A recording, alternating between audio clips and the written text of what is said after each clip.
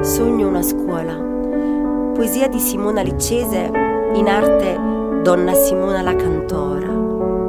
Sogno una scuola dove vivere il sapere. Sogno una scuola dove non imporre il dovere. Sogno una scuola dove tutti sanno cosa fare.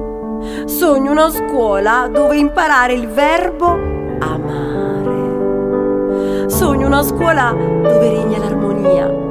Sogno una scuola dove tra colleghi non c'è ipocrisia.